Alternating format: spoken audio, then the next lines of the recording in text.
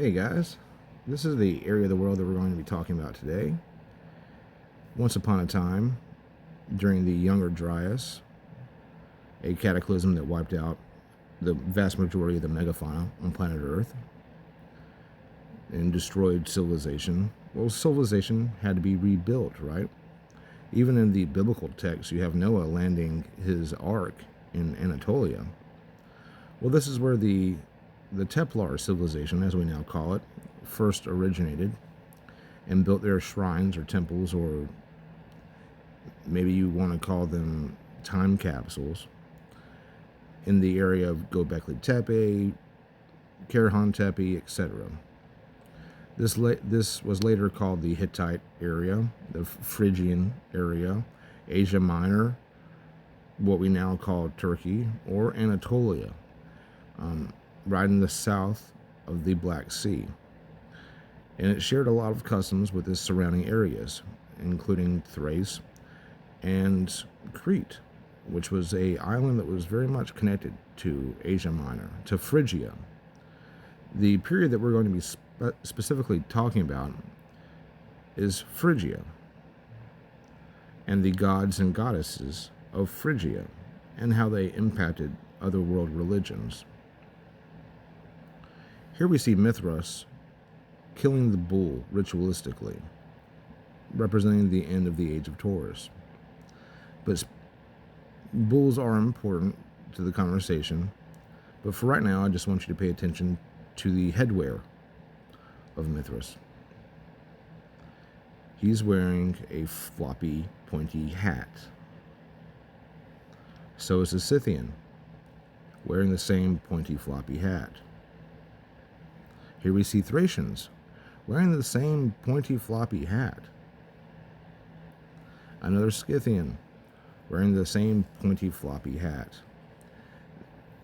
They're all wearing the same headwear because they all have the same religious beliefs. This headwear is called the Phrygian cap. It's almost always red, and it is the 2024 Paris Olympic Game mascot, Phrygia, the Phrygian cap. You see, there was an emphasis during this Olympic Games about Dionysus and Apollo, but also the mascot of the 2024 Paris Olympic Games was Phrygia, a Phrygian cap. Now, why would a random piece of ancient Asia Minor headwear be the mascot of the Paris Olympic Games? There's a very good reason, and I will explain that to you. The Phrygian cap was originally a tanned bull scrotum with surrounding fur. According to the idea of the Greeks, such a piece of clothing should transfer the special abilities of the animal to its wearer. You then later see this Phrygian cap on things like garden gnomes, Santa Claus, and the Smurfs. They're all Phrygian caps, and they're all red because they're all scrotums. That was the Paris 2024 Olympic mascot. A bull scrotum. You can't make this shit up. Everyone was pissed off about the Dionysian feast that you saw, and everyone was like, oh, that's the Last Supper.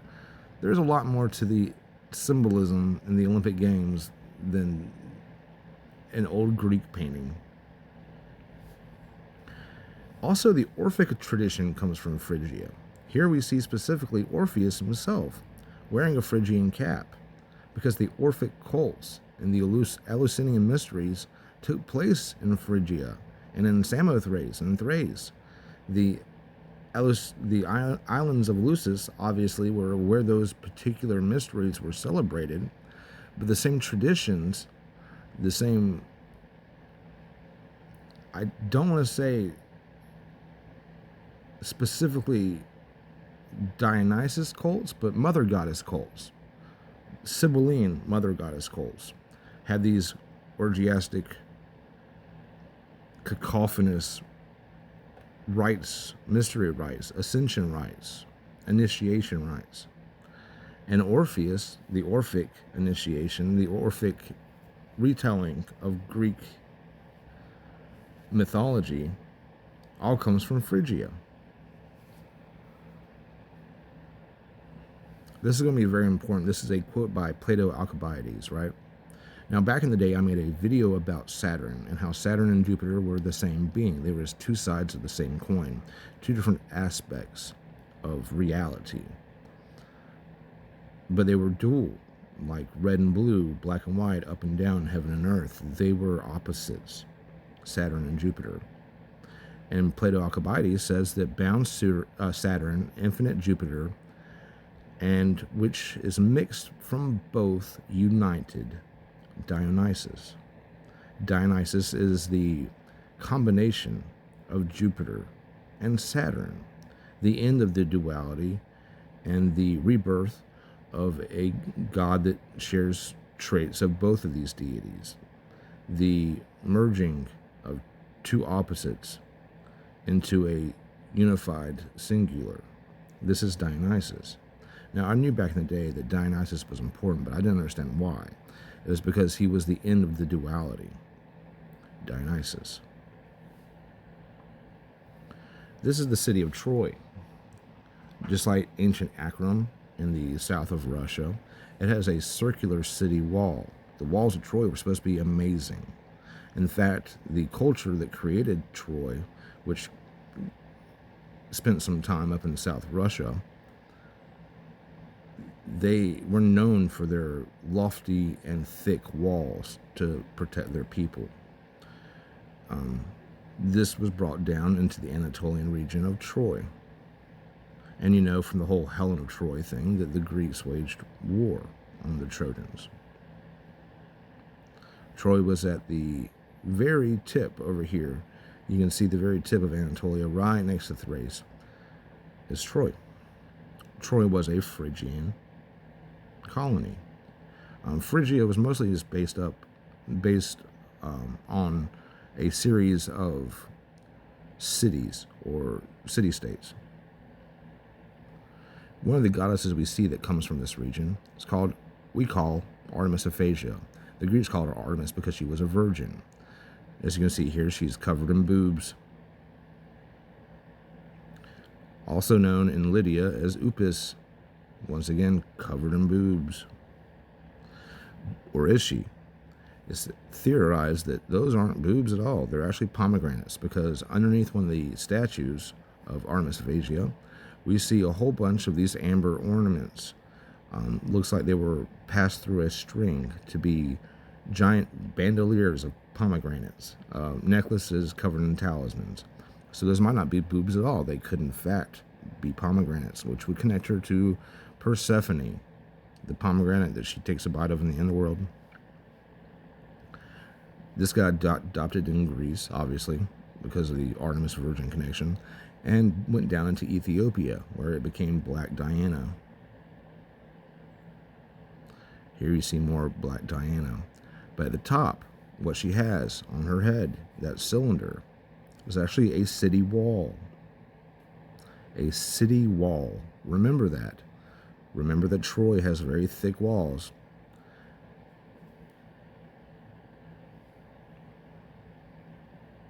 You can see the doorway or the gate to the city on top of her head. This cylindrical city wall. There's a name for this, and I'm going to tell you if you pay attention. Here we see that maybe they aren't pomegranates, because the classical Romans that came after the Greeks adopted Artemis of Phasia thought that they were breasts, because they built a fountain where water is coming out of her many pomegranate breasts. So maybe they are breasts. But regardless, she just represents an aspect of a more powerful, more all-encompassing goddess that we're going to get into. This is the whole point of this video. In Greek mythology, there were two sacred mountains called Mount Ida. There was the Cretan Mount Ida on the Isle of Crete, where the Minoans lived, and the Phrygian Mount Ida. Both are very important. The Cretan or Minoan Mount Ida is where Rhea raised Zeus and tried to hide him from his cannibalistic father, Kronos.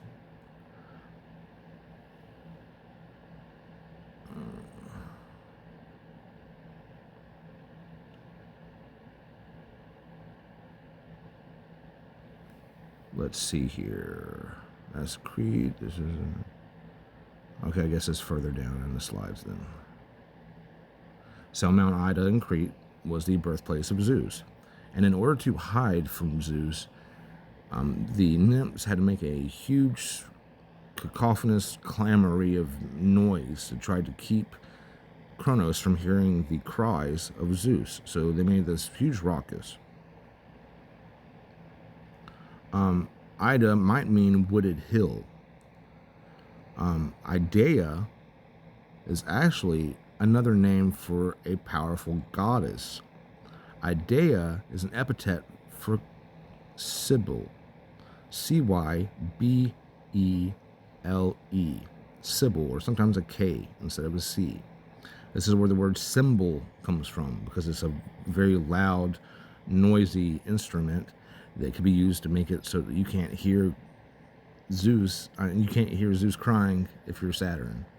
Cybele, Idea, Mount Ida also became known as the Mount of Ideas.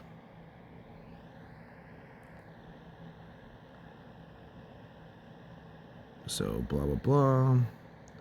The Choretes, a band of mythical warriors, undertook the dance to dance their wild, noisy war dancers in front of the cave, so the clamor would keep Kronos from hearing the infants crying. Choretes. These are later known as other things as well. In Phrygia, they're called the Corybantes. They provide a very similar function. Just pay attention, it's all connected.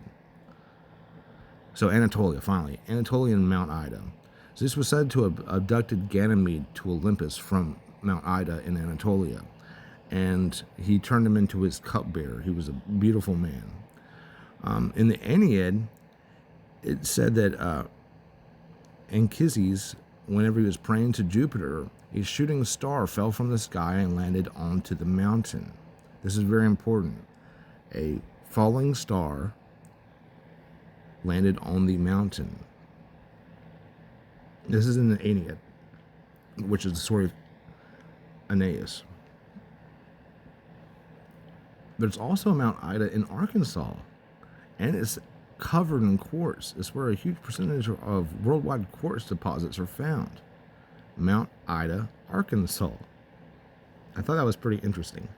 It only has a population of less than 1,000 during the 2020 census, but it's covered in quartz. Quartz is very important to my goddess for a very specific technological reason, because it's piezoelectric. Finally, here we go. Cybele. Some people call her Cybele, but it's Cybele. She was an Anatolian mother goddess.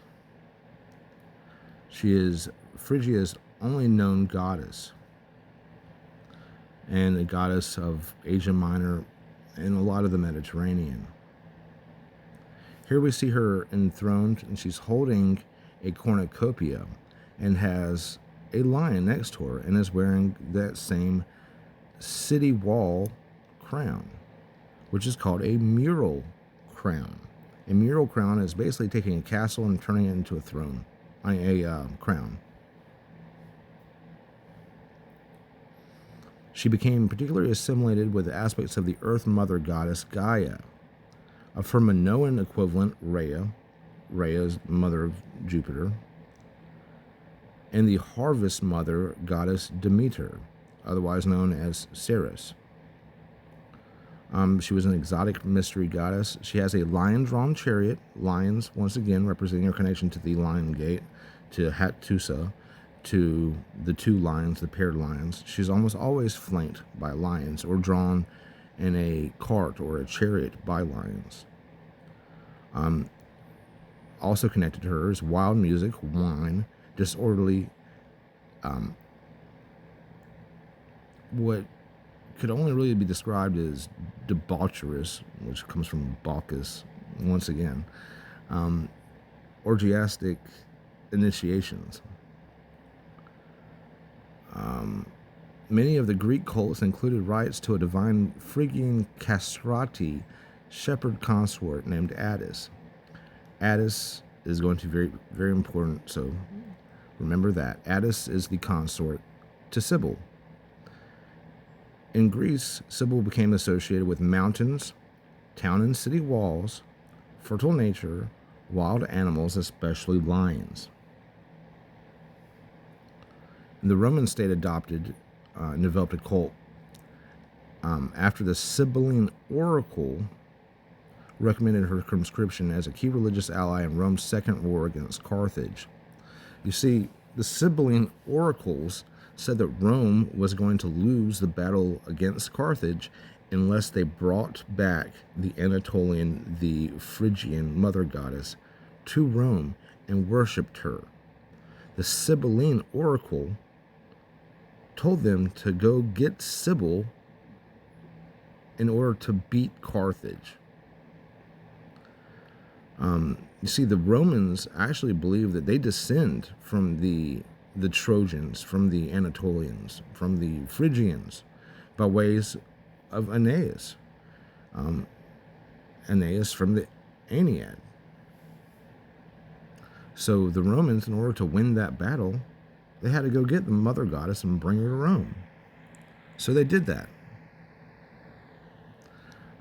This is just about the Cybele. The Cybelean oracles and the Cybelean books are named after Cybele, Cybele. They totally changed the name, but it's the same exact wording. The etymology of the Cybelean oracles comes from Cybele because they are the prophetesses of the goddess. And they eventually become part of Judeo-Christian culture. This is also talking about the Sibyls.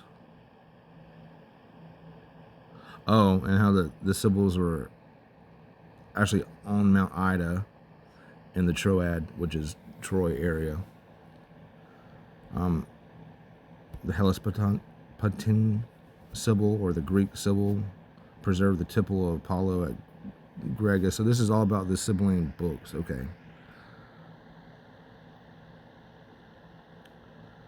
The keepers of the Cybelean books had the superintendence of worship of Apollo, of the great mother Cybele, or Magna Mater, and of Osiris. They're all the same exact goddess. Blah, blah, blah. The Cybelean books had been collected in Anatolia in the neighborhood of Troy, once again in Phrygia. They're written in hexameter verse because the number for Cybele is 6. Blah, blah, blah. This is just about the Sibyls. Here we go. This is important. This is about the war with Carthage, the Second Punic War. They were sent to collect the goddess from Anatolia. They sent an embassy to Phrygia to get possession of a meteoric stone fallen from heaven, which they believed was the representation, or the physical representation of the mother goddess. They call it the needle of Cybele. This is very important. We know that black stones are often represented in the occult to be part of the goddess. I believe Alice, because of the whole black goo connection. Sometimes they call this stone, which, like I said, is called Cybele's needle. It's about a 3-foot long pine cone shaped object that is deep brown in color. And interesting, it actually looks a lot like this object that this man claims fell out of a flying saucer that he has.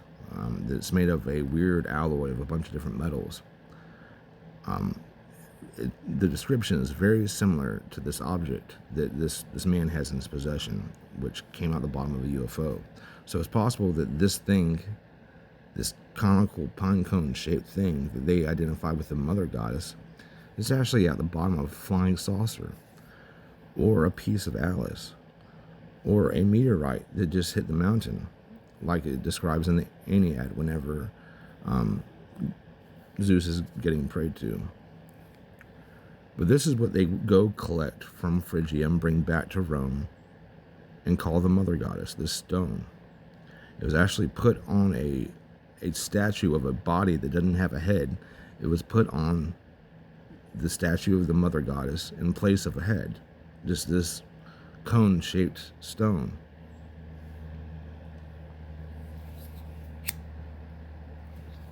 See, Herodotus said that it's black in color and not dark brown, but that people say it's a stone fallen from heaven.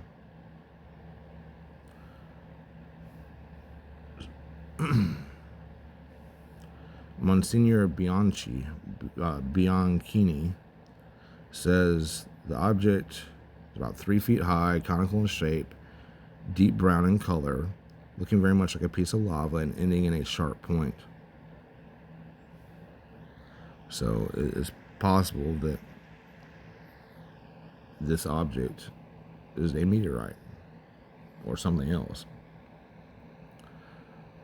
So there's this statue that they say is one of the oldest representations of a human being they ever found, carved or drawn or otherwise.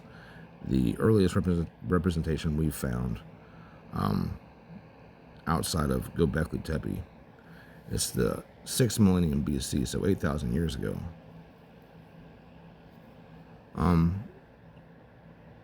Right here it says the Phrygian mother goddess include attendant lions, a bird of prey, and a small vase for her libations and offerings.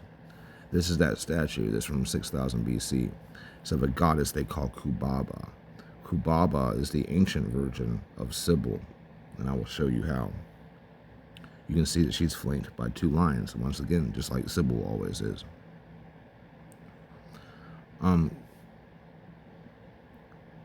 Kubelia, also Kubaba or Cybele, mother of the mountain, is what it actually means.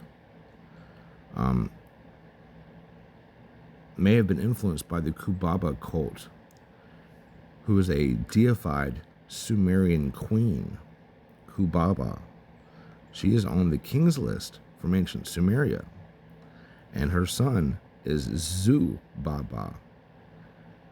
So Kubaba and Zubaba. Kubaba becomes Cybele, which becomes Rhea and Demeter.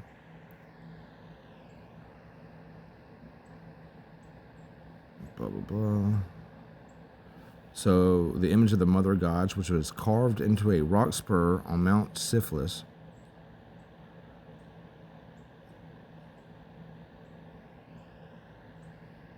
unshaped stone of black Muronic iron, identified by the Greeks as Cybele.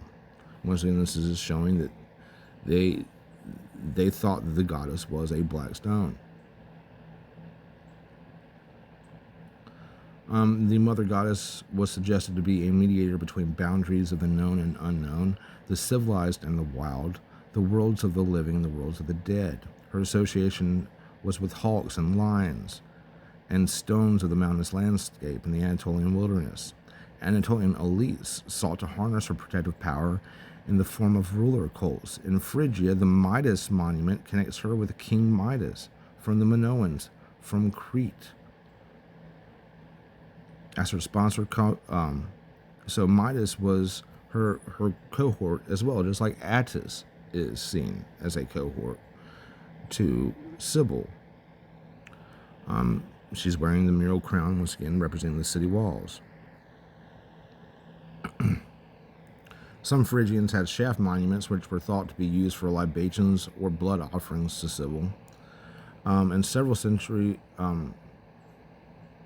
perhaps anticipating the several centuries, the pit used in her Taurobolium sacrifices in Rome.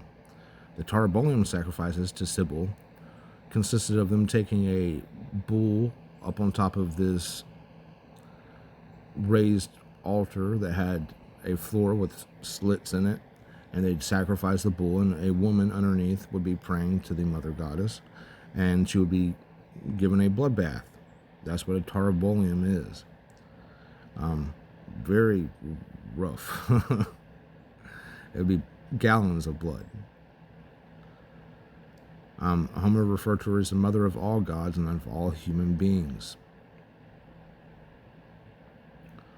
Cybele was readily assimilated with several Greek goddesses, especially Rhea and the grain goddess Demeter, also known as Ceres, with a torchlight procession representing her search for her lost daughter Persephone. But the torchlight processions go back to Kubaba. They go back thousands of years before Persephone was even thought of. Also known as Mother of the Mountains or the Mistress of Animals.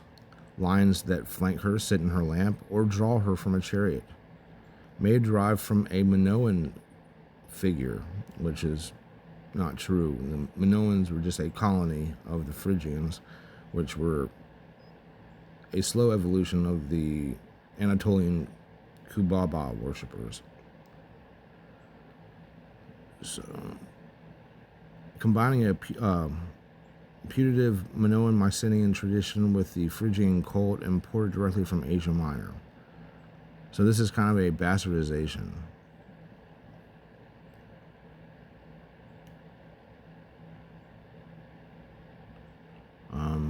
Cybele in Greek.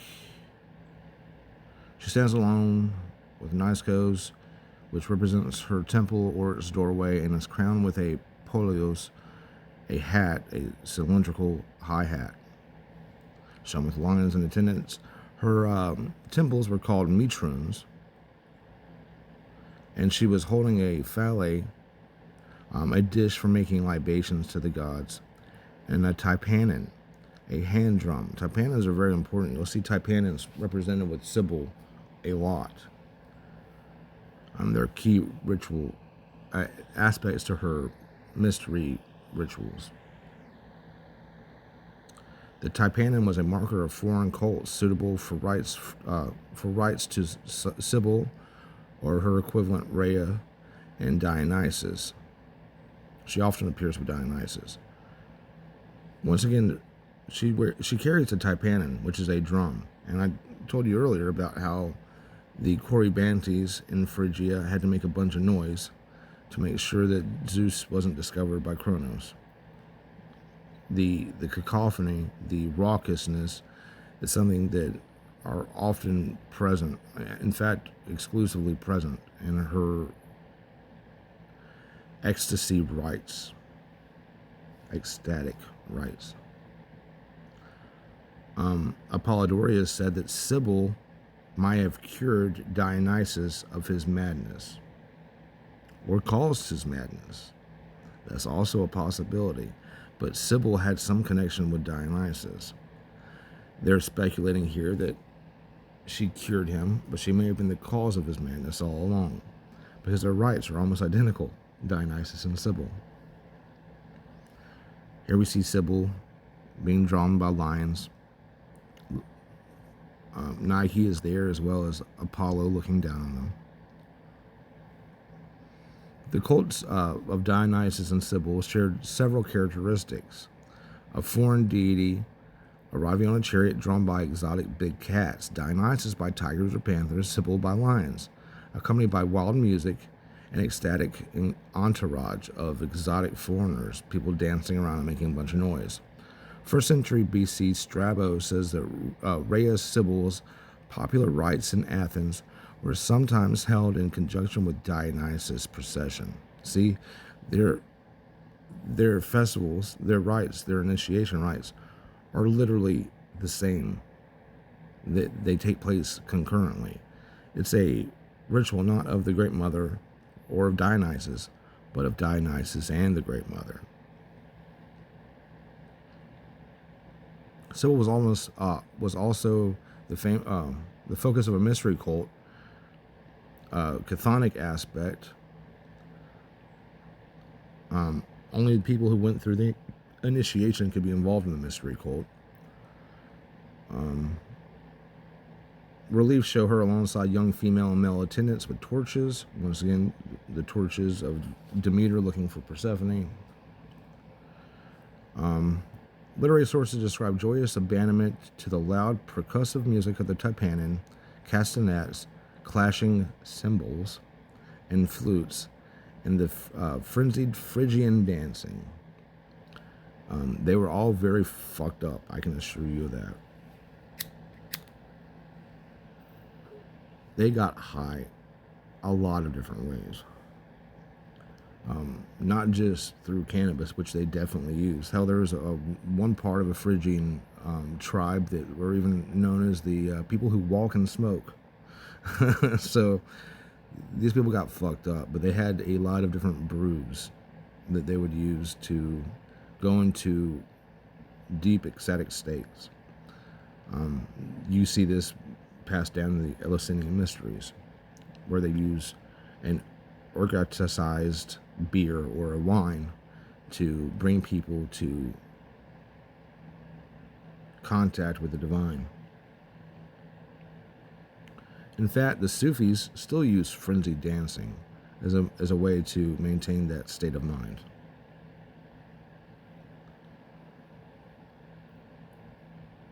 Blah, blah, blah. The Curetes, or the Corybantes, as they're called in Phrygia, who dance around Zeus and clash their shields to amuse him. They're supposedly Phrygian equivalents, the youthful Corybantes, see? Who provided similar wild and martial music, dance, and song. And the Dactyls, magicians associated with metalworking, because of the symbols, etc., swords. This is Attis, the young Attis. See how he's carrying a hand drum and wearing a Phrygian cap? Almost looks feminine.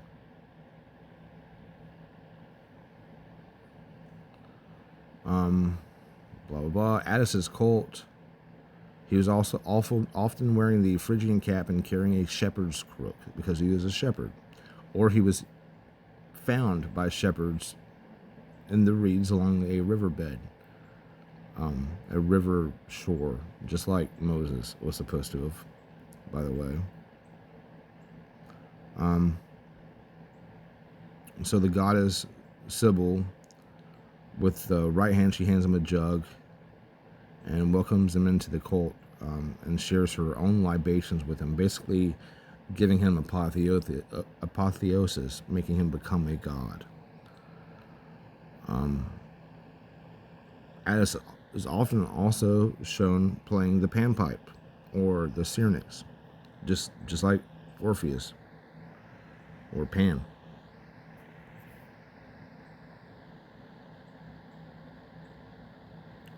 So Attis might have just been a name for the chief priest of Cybele, a title. Attis might just be a title, which basically means high priest. But they eventually turned this title into a character, and that character into a deity. But Attis might just be the name for the pope of the Phrygian Cybele worshippers.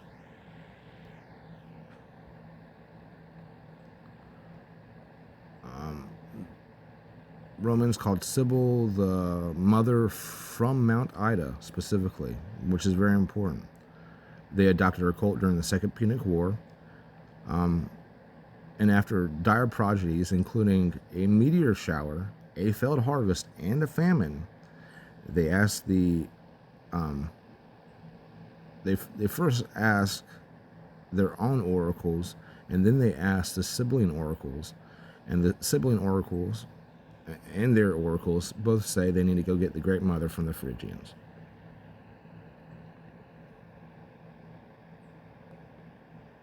Blah, blah, blah.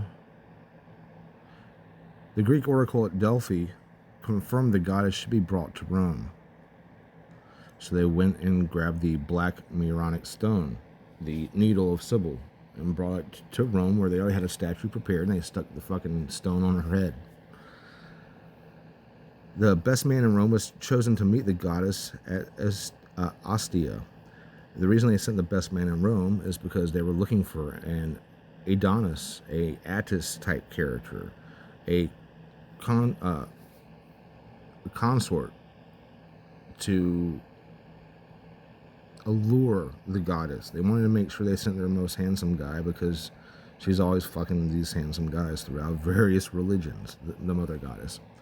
There are a lot of characters that have been male humans that have had contact with this great goddess figure, whether it's Damuzid, Tammuz, Adonis, Attis. They have all had these relationships with the mother goddess, the chief female goddess. They took her to the temple of Victoria, or Nike, whenever they got the big black stone shaped like a pine cone from Anatolia. They brought it in, brought her to the temple of Nike, the goddess of victory. And in due course, the famine ended and Hannibal was defeated after they adopted this Phrygian goddess. Here we see her on a drachm.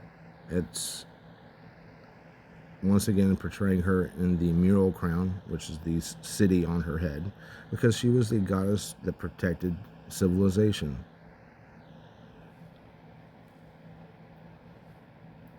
Most modern scholarship agrees that Cybele's consort Attis and her eunuch Phrygian priest, the Gaii, would have arrived with the goddess alongside, with at least some wild, ecstatic features of her Greek and Phrygian cults. So this is important. The Attis is followed by a bunch of Gaii, which are castrati. They're all castrated. They're all eunuchs. None of them have male testicles anymore. In fact, Attis himself died from removing his testicles. Some say it's because of another relationship that he had outside of the mother goddess, and out of shame he castrated himself. Some people say other things. There's many stories about why Attis chose to cut off his testicles. But a lot of people believe that he was just so fucked up on, various drugs, maybe even snake venom that he ingested to get high, that in order to be closer to the mother goddess, he cut off his testicles. And that became a part of the initiation into priesthood for the Phrygian cults, was castration. Attis himself castrated himself, and he died.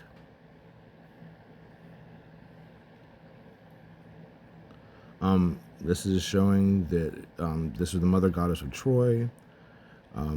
Rome's leading families claimed Trojan ancestry through Aeneas. So they're actually, Rome is the exiled people from Troy. City's protector with a stone for a face. Roman matron, albeit a strange one, with a stone for a face, who acted on the clear benefit of the Roman state. Because she helped she helped Rome defeat the Carthaginians and Hannibal. And April 4th, 44, was the anniversary of her arrival in Rome. On April 10th, her image was taken in public procession to the Circus Maximus, and chariot races were held in her honor. A statue of Cybele, or Magna Mater, was permanently sited in the middle of the racetrack between the dividing barriers, showing the goddess seated on a lion's back. Once again, this connection to lions.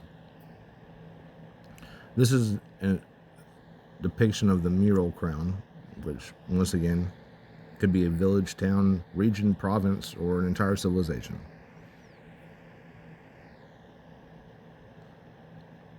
Blah, blah, blah. Critias, war dancers.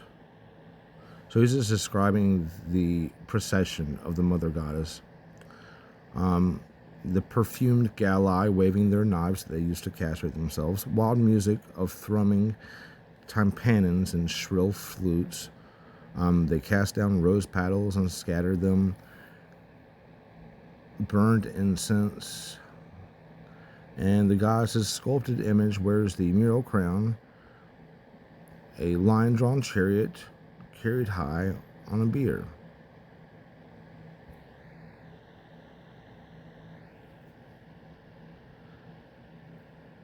blah, blah, blah. There was a holy week for Cybele and Attis, her consort, who castrated himself for her, in Rome in March, near the end of the month. It starts on the 15th, which is the birth of Attis, and it goes all the way to his death and then his rebirth. So a lot of these rites in the Holy Week for Cybele are actually for Attis, her consort. So there were the Canopheres, which are the reed bearers, and the Dendrophores. The Canophores and the Dendrophores. The reed bearers and the tree bearers. This is part of the rites of Attis. March 15th, the reed enters. This is the birth of Attis, where I say you found him exposed in the reeds alongside the Phrygian river of Sangarius. He was either discovered by Cybele herself or by shepherds, and this is celebrated on March 15th, right around the same time Easter is. On March 22nd, 7 days later, the tree enters. This commemorates the death of Attis. So you have the birth on the 15th and the death on the 22nd. The Dendrophores, the tree bearers, cut down a tree and suspend from it an image of Attis himself. It is carried to the Temple of Lamentations. The day was formalized as part of the Roman calendar under Claudius. There is a 3-day mourning period that follows this. Okay? So the 22nd, you have the tree enters, where the tree bearers, the Dendrophores, carry the tree of Attis into the temple to pay respect to him. On the 15th, you have the reed bearers, commemorating the birth of Attis. So they carry reeds. Watch my video on reeds specifically. I have a video called Reeds and Rulers. Reeds are very important. So, 22nd, the tree enters, commemorating its death. The reason he's paired with a pine tree is because whenever he died, the blood from his testicles made a whole pine tree grow up out of nothing. Just like the testicles of Uranus created the Titan Aphrodite, the goddess of love, from their semen whenever it was cast into the ocean. So this female generation out of a male genitalia, very similar idea here. You have this earthly generation out of the male testicles, this life coming from just the male aspect alone. So the reason they cut down a tree and bring it to the temple is basically to represent his body, because Attis was made immortal by being the pine tree after he died. So he came back to life as a pine tree. Some more images of Attis playing the panpipes, the syrinx, with Cybele and the Corybantes around him making a clamor.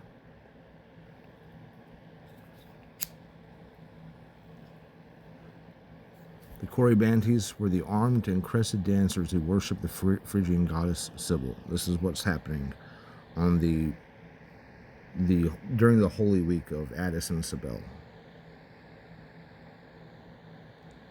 The 23rd of March, the Tubulus Trium, was a holiday to Mars originally. The tree was laid to rest in the temple of the Magna Mater, and the Martian warriors beat their shields, just like the Corybantes did. And like the cave where Zeus was born in Crete. The 24th was the day of Sanguinius, the day of blood, Dia Sanguinius, a frenzy of mourning where devotees whipped themselves to sprinkle blood on the altars of Attis, or the effigy of Attis, and people performed self-castrations on this day, on March 24th. that's when they became the priests of Attis or Cybele, becoming no longer male nor female, but some third gender, the sacrificial gender, called the Gaia. The sacred night followed, with Attis placed in his ritual tomb. Then you have the Hilaria, the 25th, 3 days after he died, during the Day of the Tree Bearers. Hilaria, this means rejoicing. Some early Christian sources associate this day with the resurrection of Jesus. I wonder why. Yeah, y'all wonder fucking why. Fucking Easter this year takes place on, next year is on 420. By the way, happy 420, guys. But Easter is around the exact same idea. There's a death, 3 days, and a resurrection. It's pretty obvious that Jesus is based on this character, a character like this at least, because this character has many names, and Dionysus is one of them. I'll explain how. Followed the Hilaria, you have the Day of Rest on the 26th of March, and Levatio, the washing, on the 27th, which doesn't have a lot to do with Attis himself. It's basically just taking all of the mother goddess's temple ornamentation down to the sacred river and washing it. And return trip was made by torchlight, very much like Demeter looking for Persephone. Torches are often involved in Phrygian celebrations.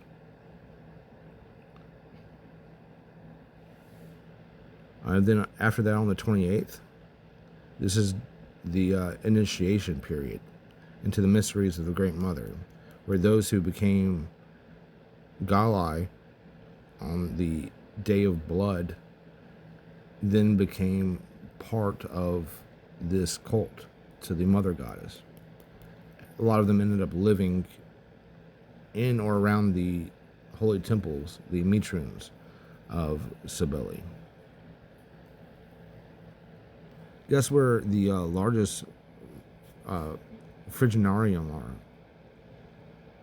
The most concentrated grouping of Phrygian temples in Rome is in the Vatican Hill. So the Vatican houses a shit ton of Mother Goddess memorabilia, temple accoutrements, things sacred. I mean, her fucking temple, her main matron, was right under the Vatican Hill. They built the Vatican on top of Cybele's temple. This is very important. Right, in 204, the arrival of the goddess, including her ship, would have been thought sacred. She was housed in Victoria's temple, like I said, the goddess Nike.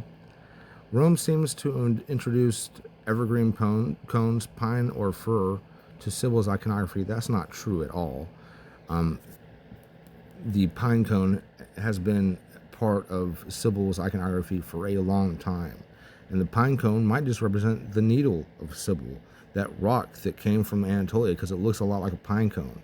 But pine cones are also at the top of Dionysus' staff, his magical staff, which I will show you later in this video.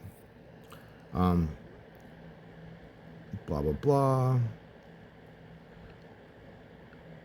The Rome's Trojan ancestor myth, in which the goddess gave Aeneas her sacred tree for shipbuilding. So the pine tree was used to build Aeneas' ship. The evergreen cones probably symbolize Attis' death and rebirth. That's not what they symbolize. Although evergreen trees do now represent this life everlasting. I mean, we say that about Christmas trees, that represents eternal life. It does now, but whenever it started, it represented the ending of life through not being able to procreate anymore because you don't have any fucking testicles. Blah, blah, blah. This is talking about the bloodbath at Tarabolium, and how alongside its blood also was collected its Organs of generation is testicles. There's a reason Cybele wants testicles. Because Attis. Attis may have been the name of Cybele's priest kings in Phrygia. Once again, like I said, Attis castrates a king to escape his unwanted sexual attentions and is castrated in turn by the dying king. See, this is one of the myths. Cybele priests find Attis at the base of a pine tree. He dies, and then they bury him, emasculate themselves in his memory, and celebrate him in the rites of the goddess. These are the beginning of the Gaia, who in Rome are thought of as a third gender. The Gaia's voluntary emasculation in the service of the goddess was thought to give them powers of prophecy, because only females can be prophetess. They can, the Oracle Delphi and the Sibylline oracles are all female. Blah, blah, blah. This is just talking shit about the Gaia. Cybele's laws allowed them to leave their quarters located within the goddess's temple complex and roam the streets to beg for money once a year. The Gaias were seen by Rome as notoriously effeminate dressed. They were seen with fascination, scorn, and religious awe. It is stated by Augustus that no Roman, not even a slave, would castrate himself in honor of the goddess.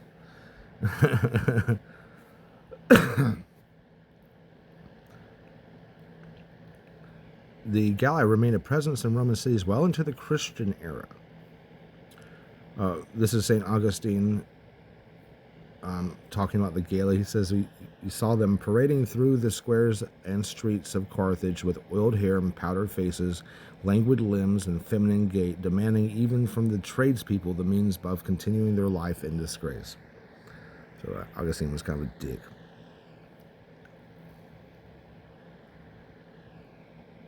The earliest known temple for Cybele in the Greek world is Dakoslovpitra Monument in Chios. I have no idea. I did not pronounce that correctly. In Greek, a temple to Cybele was often called a metron, as I said. There was a metron in Athens as well, as early as the 5th century BC. A second metron in the Athenian suburb of Agria is associated with the Eleusinian mysteries. And there is a small hexa-style temple. Just like the Sibylline oracles write in hexameter, they build their temples in hexa-style as well, because the number 6, like I said, is holy to the mother goddess.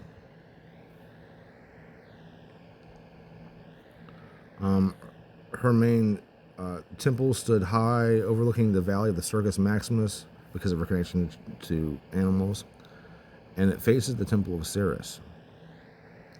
Once again, that's Demeter, because they're basically the same goddess. They're Demeter's aspects of Cybele. The goddess is represented by an empty throne and crown, flanked by 2 figures of Attis reclining on tympanons, those drum things, and 2 lions who eat from bowls as if tamed by her unseen presence. The scene probably represents a Celestarianum, which is a Greek banquet they held where gods and humans get together to eat. Basically, it's a fancy-ass spread that rich people throw and invite the gods, but of course, the gods never show up. This is very important. Remember how I said that the main temple in Rome for the Magna Mater was on the Vatican Hill? Well, check this out. Ground preparations for the building of St. Peter's Basilica on the Vatican Hill uncovered a shrine. 24 dedications to the mother goddess, Cybele, and Attis. Many are now lost. Whatever, they're probably in the Vatican archive. Blah, blah, blah. It's talking about the Tarabolium, the sacrifice of the bull and the bloodbath. So yeah, 24 dedications underneath the Vatican, under St. Peter's Basilica, to Cybele, to Alice. After their temple was burnt down by Christians, the Dendrophores and the Regulasi, which means like the yoked, That's where we get the word religion from. It means yoked, like you yoke oxen to a plow. They called their faithful religiosi. And the Dentrophores, remember, they're the tree bearers that carried the tree of Attis into the temple after he died. Blah, blah, blah. They created a silver statue of Cybele and her processional chariot, and later received a new canopy with tassels in the form of fir cones. Once again, pine cones associated with Cybele. Yeah, Saint Theodore burnt down the temple to Cybele in 288 AD. And he's a saint now for burning down a fucking religious temple. Yeah, Christians were persecuted. Whatever. Christians have been persecuting other religions since the dawn of Christianity. This is Cybele with her hand drum being pulled by two lions. There was actually a fountain of Cybele in Madrid, Spain. It's a fucking awesome statue. She's holding, I think, a scepter and a key. But yeah, just look at that picture. It's fucking cool. She's wearing the mural crown as well, representing the city of Madrid, I assume. Yeah. And yeah, she's holding a scepter and a key, which represents like a key to the city, but also a key to the afterlife. Just like Zervan in the Zoroastrian Mithridatism, Zervan holds the keys to the afterlife. Some people say the keys of time. Or hell and death in the Christian faith. Okay, here we go. We're moving on to Sabazios. Sabazios is often considered the son of Cybele.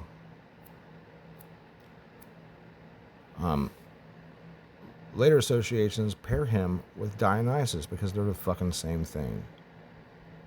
Dionysus is the Greek version of Sabazios. Sabazios is the name of the Attis that castrated himself. Remember how I said Attis was just a title like Pope? Well, the main Attis that castrated himself, his real name was Sabazios before he castrated himself and died. It's almost a one-for-one comparison between Dionysus and Sabazios, though. A Phrygian divinity, this is talking about Sabazios,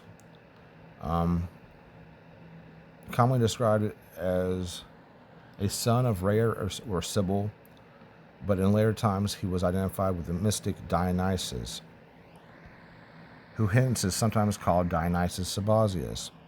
For the same reason, Sabazios is called a son of Zeus by Persephone, and instead of being reared by the nymph Nyssa,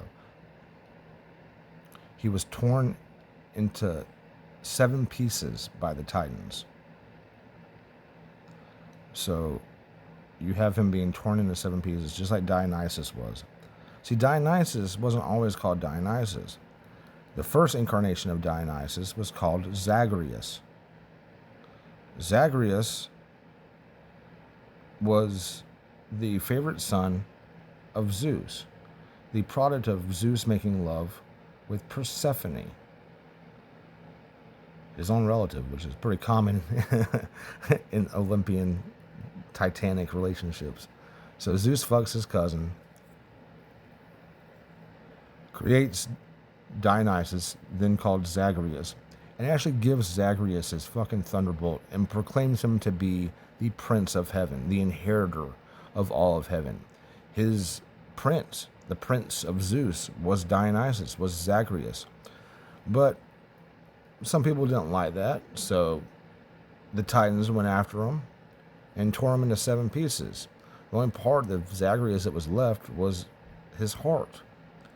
Zeus took the heart of Zagreus, Dionysus, and made a potion out of it, and gave that potion to a human female that he was very much in love with, and told her to drink it, and whenever she drank it, she got pregnant with Dionysus.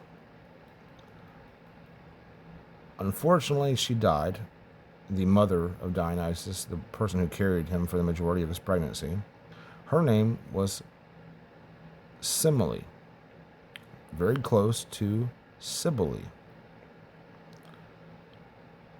She was killed by Zeus accidentally.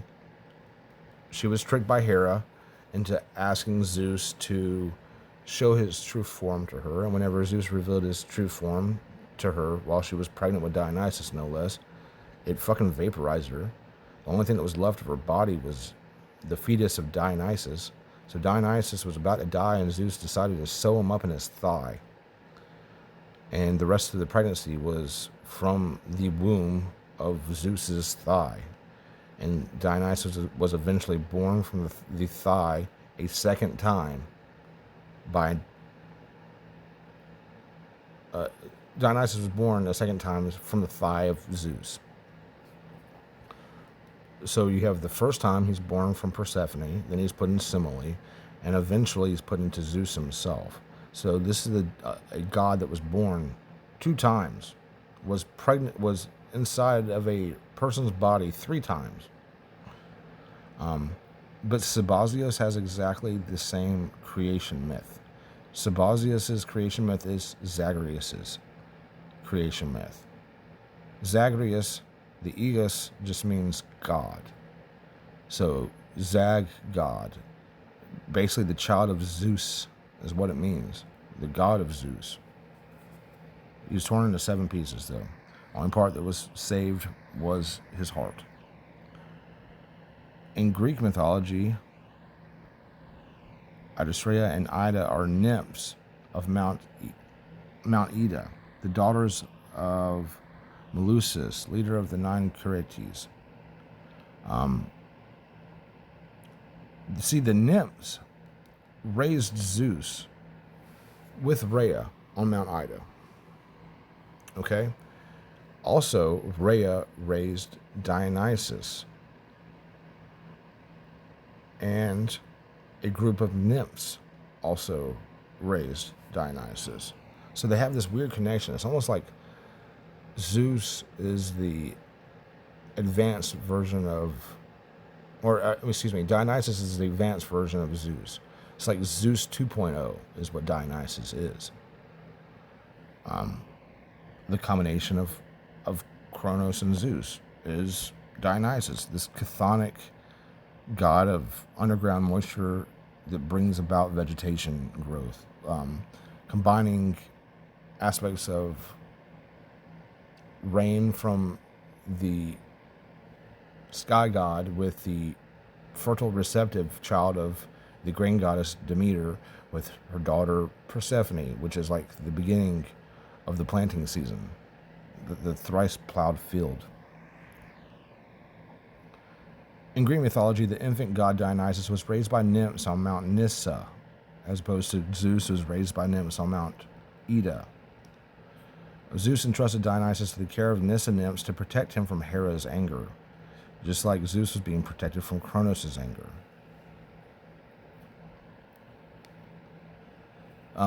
So the Nysiad nymphs are the ones who raised Dionysus. The Idaic nymphs are the ones who raised Zeus.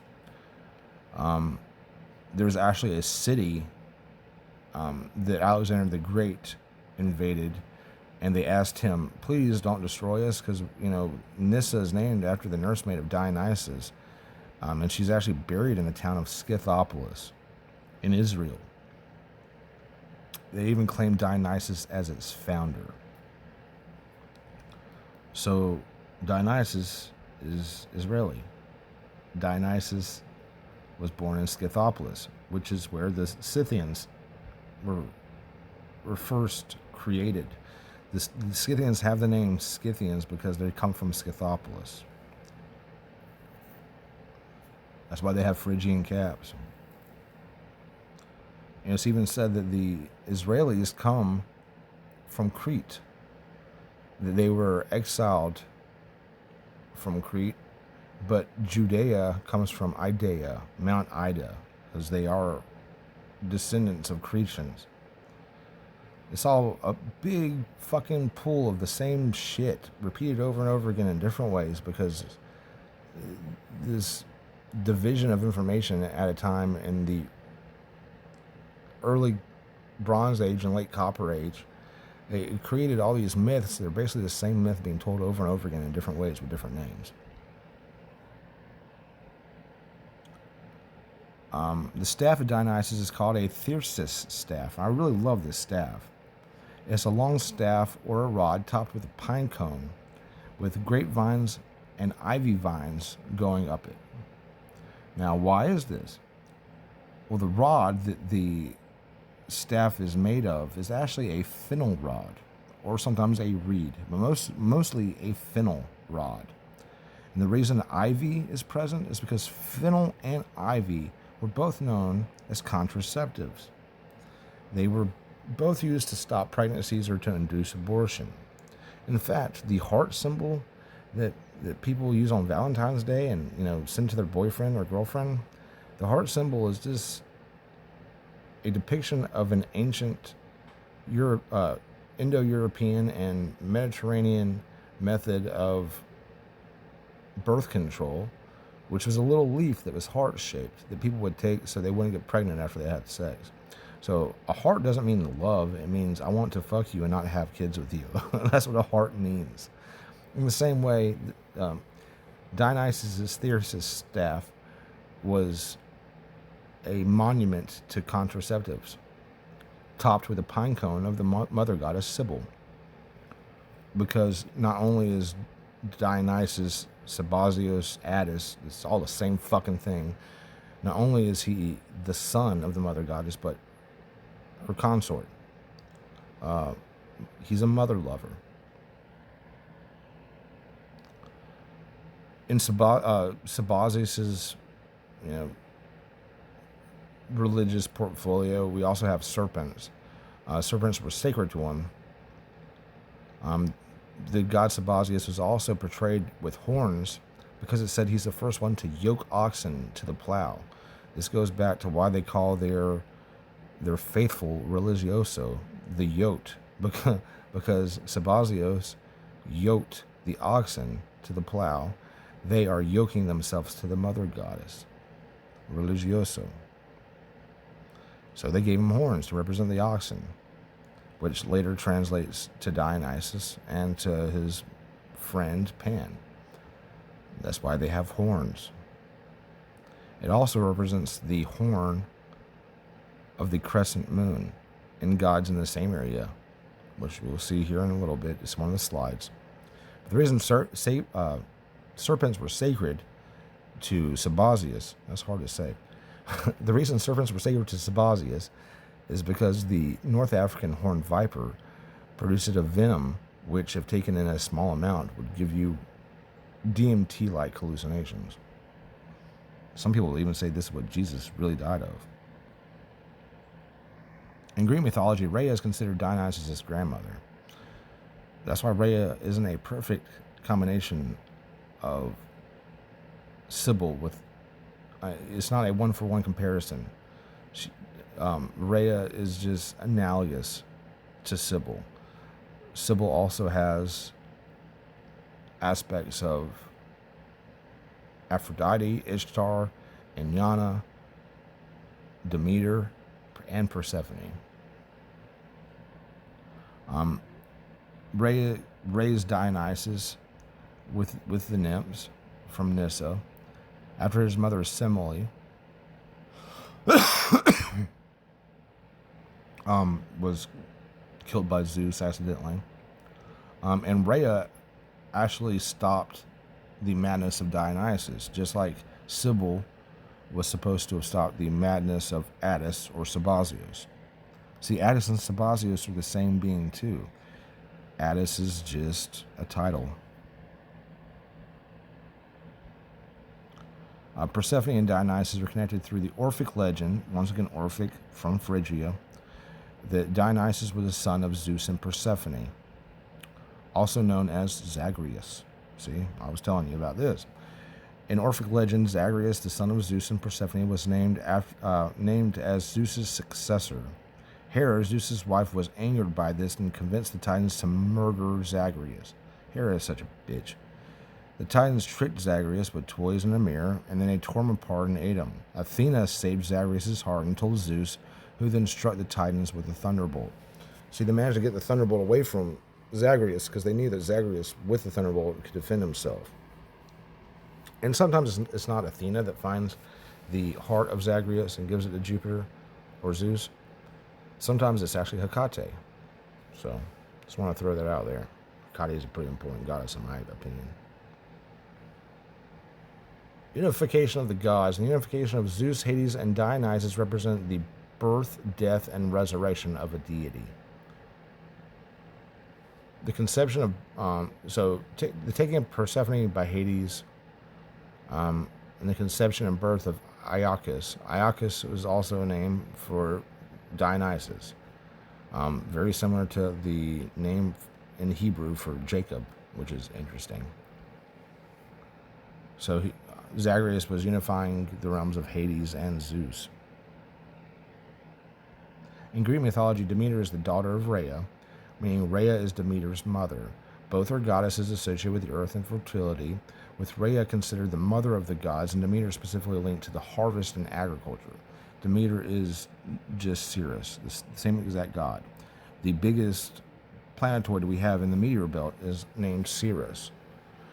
Demeter, the harvest goddess, almost always presented with a sickle as opposed to the scythe, which Saturn is represented with.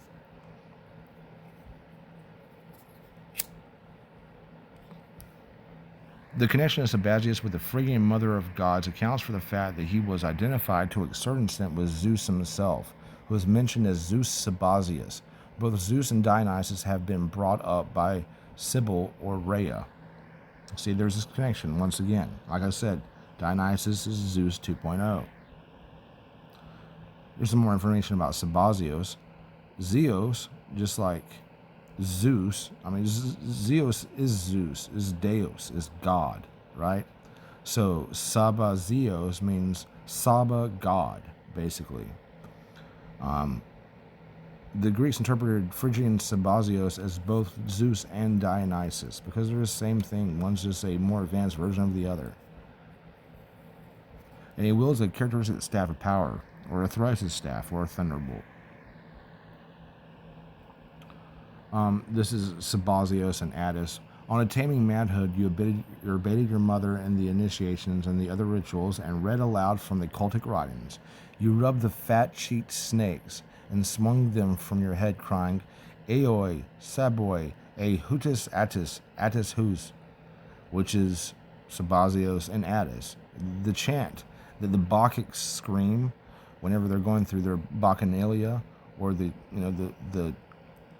Dionysus initiation rites, they're literally saying words that come from Phrygia. They're talking about Sabazios and Attis, or Attis Sabazios, because Attis is just the title of what Sabazios was. Kind of like how the first pope was Peter. So, they call him the Pope Peter, or Saint Peter. Attis Sabazios is the same thing. The first pope of the Phrygian mystery religions was Sabazios.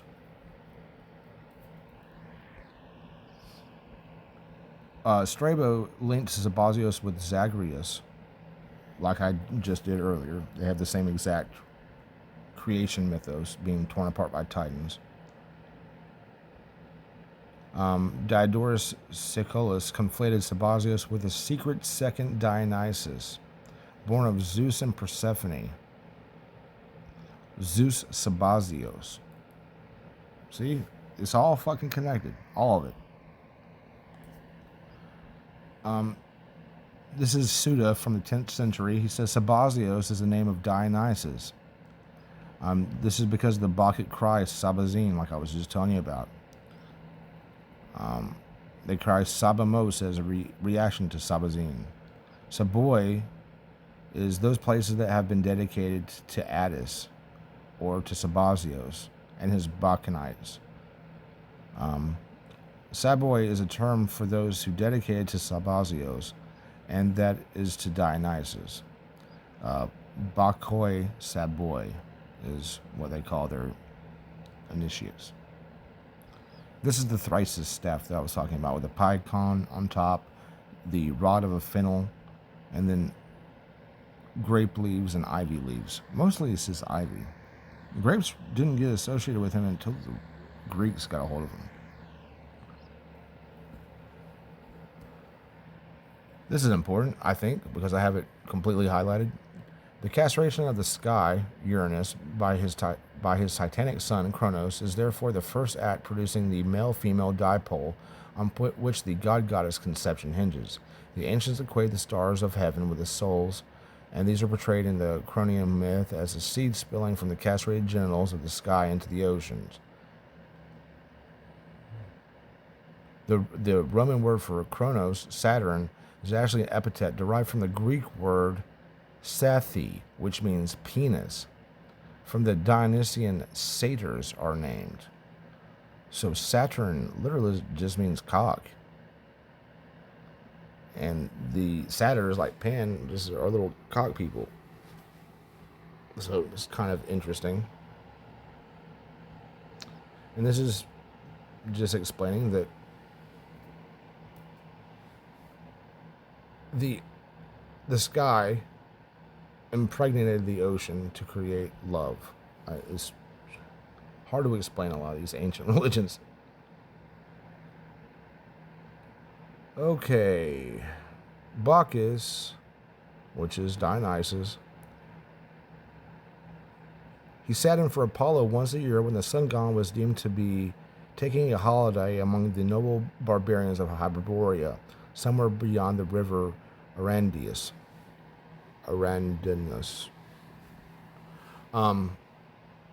You see, like Saturn and Jupiter are two polar opposites, Dionysus has another polar opposite, which represents an aspect of the greater being that come out of the merging of Dionysus with Apollo. This being doesn't really have a name, but is most clearly represented in Jesus, which has both Apollo and Dionysus characteristics. Apollo represents beautifully orchestrated, woodwinds, brass, and stringed instruments playing in tune with a conductor leading them through very regimented sheet music. That's Apollo. Dionysus is orgiastic hollering and smashing of cymbals and beating of a drum wildly and people going fucking crazy. It's two different styles of the same thing, music. One's kind of like heavy metal and the other one's kind of like classical, but they both represent the same thing, music. Dionysus and Apollo, Dionysus is more chthonic and Apollo is more solar. One's dark and one's light. Just like Jupiter and Saturn, you have a duality here between Dionysus and Apollo, but they're actually just the same being. That's why Dionysus sits in for Apollo. Dionysus was portrayed as coming from the east, leading some to posit that he had Eastern origins. Dionysus was just not an orgiastic celebration of fertility, but a mystical expression of the connection between death and new life. For instance, the motif of death and rebirth comes from the mythology of Dionysus. Oh God, I have this whole thing highlighted too. The Phrygian great goddess was said to have originated among the Thracians, according to Herodotus, were once known as the Byges, and crossed over to Asia Minor to occupy its central uplands. She was said in some sources to be the mother of the god Sabazios, the wild horseman, and became identified with the Greek Dionysus. It is of interest that the sacred rites of both the Phrygian Cybele, who remained identified in Thracia as both Attis, the sitter, and Bindis, and the Greek Dionysus consisted of a wild orgy involving ecstatic dancing processions, the use of intoxicants, and sacred rhythmic music involving drums, cymbals, flutes, and horns.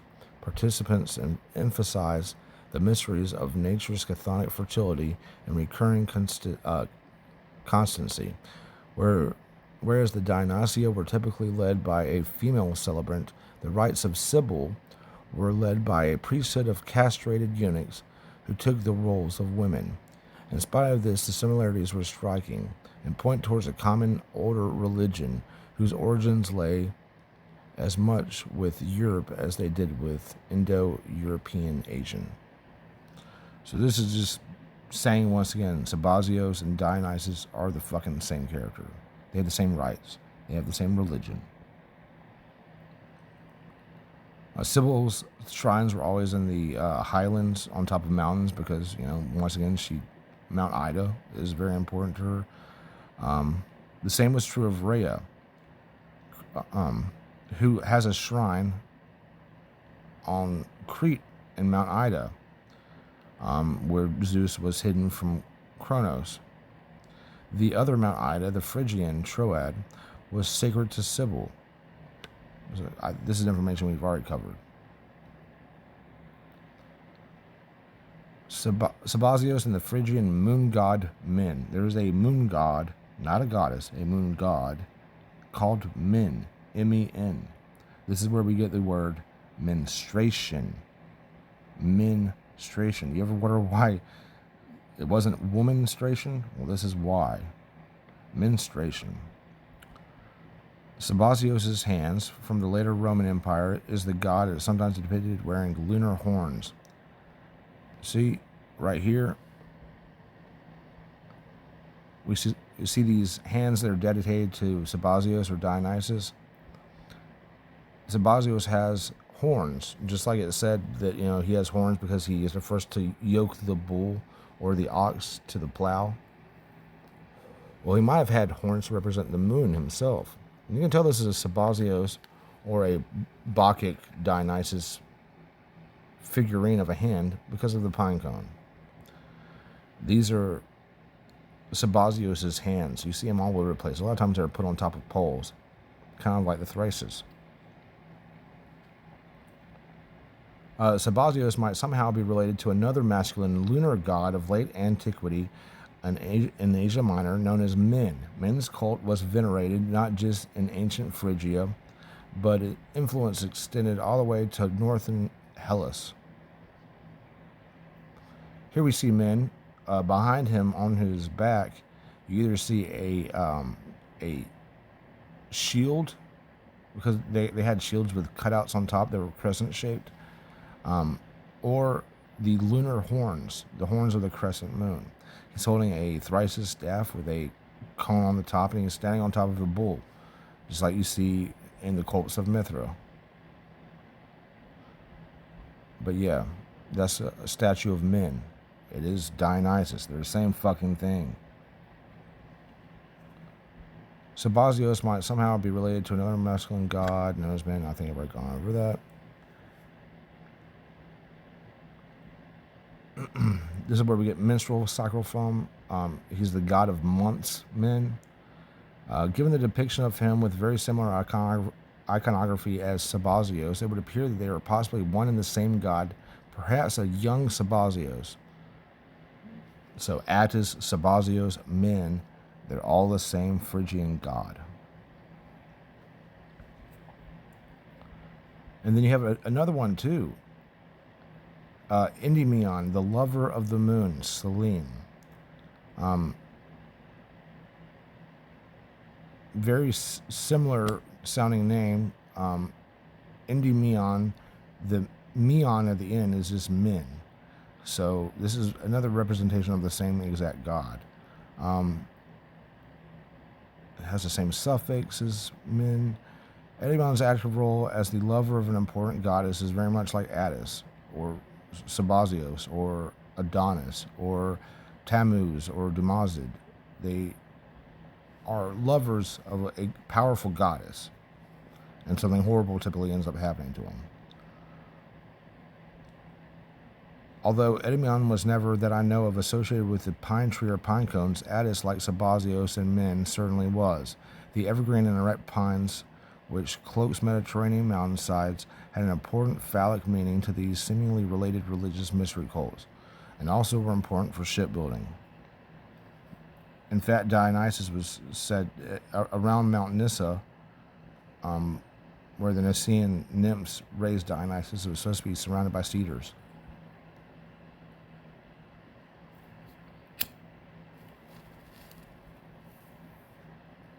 It's likely that men was a more androgynous aspect of. It is likely that men was a more androgynous aspect of the great goddess, who was herself often seen as a cognate of Rhea, Artemis, Selene, and Diana, even Hecate. Sabazios was also, in some myths, portrayed as both the son and lover of the great goddess, otherwise known as Cybele. See, it's the same fucking person. This is Dionysus. This is where he comes from. And it doesn't have hardly anything to do with wine.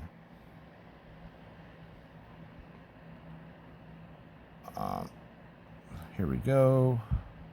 The official acceptance of the Phrygian cults of Attis and Magna Mater Cybele were a prime example of this process, but the older mystery cults of Orphism and Sabazios Dionysus had a longer history of influence, which, along with the chthonic mystery cult of Eleusis and on the island of Samothrace, were a testament to the diverse interactions occurring in European paganism. See? This is talking about the hands of Sabazios. They all depict the same hand gesture, which Jesus often is presented with. They're all doing like this. I'll have a pine cone, or possibly even a hop flower, either balanced upon the thumb or grasped between the thumb and forefinger. In a few cases, it appears to be an Orphic egg.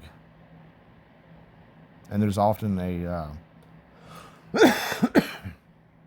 there's often a serpent also present on the hand because of the venom, which makes you hallucinate, because he's a god of ecstasy, a god of getting fucked up. This is another hand of Sabazios. You can see the serpent up there and the pine cone.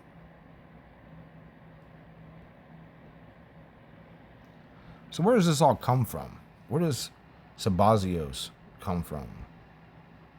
Well, Sabazios and Cybele both come from, you guessed it, ancient Sumeria, or more specifically, the neighboring state of Akkadia, the Akkadian Empire.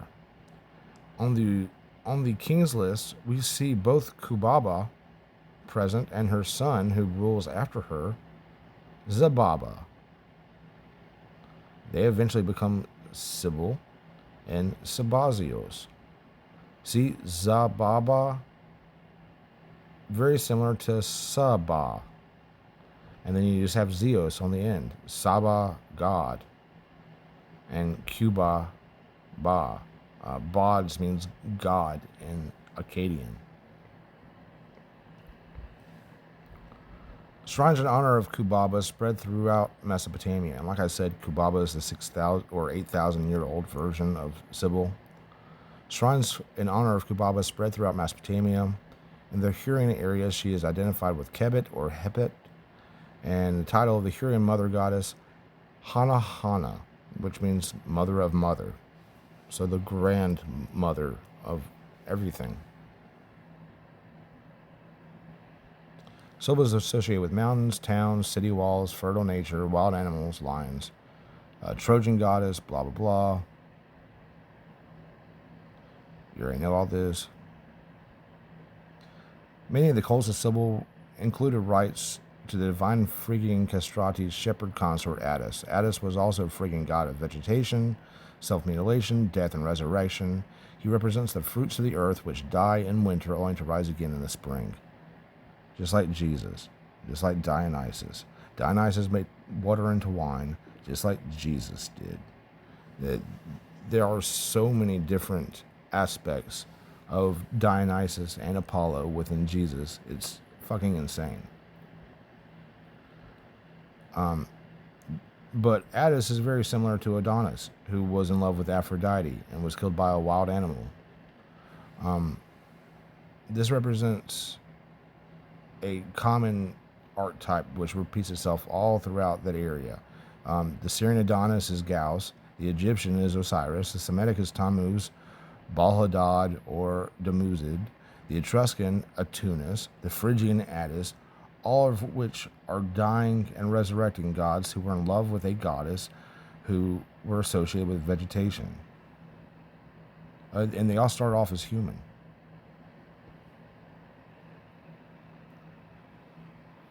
This must be important too. The Church Fathers of Rome records in a letter dated 395 AD that Bethlehem belongs to us now. Was overshadowed by a grove of Tammuz, that is to say Adonis, and his cave in which the infant Christ cried. The lover of Venus was lamented. The worshippers of Inanna and Ishtar that were lamenting Tammuz and Damuzid. Just like Aphrodite was mourning Adonis, just like Cybele was mourning Attis, or Sabazios, in a cave, just like Zeus at the bottom of Mount Ida. So this motherfucker, Jerome's pissed off because the cult to the Great Mother is predating his poor Jesus's nativity scene, if you want to call it that, and it shares the same symbolism because Christianity just stole from a lot of other religions. So he's kind of pissed off about that. I think it's funny.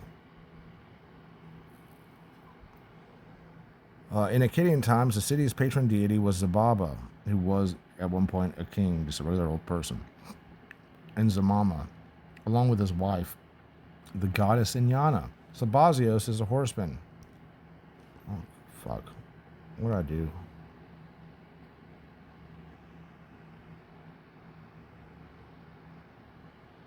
Damn it.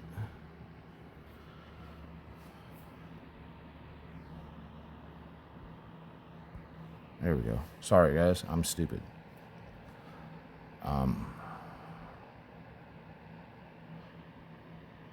In Indo-European languages such as Phrygian, the Zeus element in his name derives from Deus, which means God. So Sabazios is Zababa, like I was telling you earlier. This is just proof of that. This is the city of Kish. Another little representation of the Great Mother Goddess. Oh, here we go. There's actually a tree in America called the Nyssa tree, which is around a lowland wooded area where it's kind of swampy. They're named after the nymphs, the water nymphs that protected Dionysus. And they're in America, in Missouri. So you have a Mount Ida in Arkansas and a Nyssa tree in Missouri and Gopherwood in Florida. I thought it was kind of interesting. Here we go.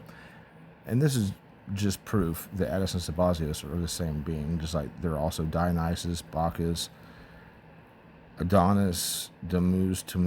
They're all the fucking same being. Jesus, they're all the same thing. It's all the same motif repeated over and over again. Attis and Sabazios were both ancient deities associated with fertility and wild, ecstatic religious practices, with a key connection being that they were often considered counterparts of their respective mythologies, both linked to the Great Mother Goddess Cybele and sharing similar themes of self-sacrifice, rebirth, particularly with the Phrygian religious tradition. Essentially, Sabazios is sometimes seen as the male aspect of the same deity that Attis represents, with both divine figures experiencing a form of divine madness in their narratives, just like Dionysus. And here are all the different names. And I've thought of some since then, since making this list, for the same being. You have Sabazios, Dionysus, Bacchus, Attis, Asmond, Damuzid, Tammuz, Zababa, Adonis, Shivah, Endymion, Min, Bromius, Atunis, Gaus, Osiris, and Jesus. They're all the same being. The lover, the human lover of the Great Mother Goddess, Cybele, or Alice, as I call her. I feel like I really represent this archetype. the crazy man who worships this crazier mother goddess that protects us and keeps us separate from both the land of death and the wild, who has this power over nature and understands that death and life are the same thing. So this is my Cybele video. This is my Sabazios Dionysus video. Hope you enjoyed it. Sorry if it was hard to listen to. I know it's a lot of information. I'm not the best at saying the things that I'm thinking. So, hope you enjoyed. Bye.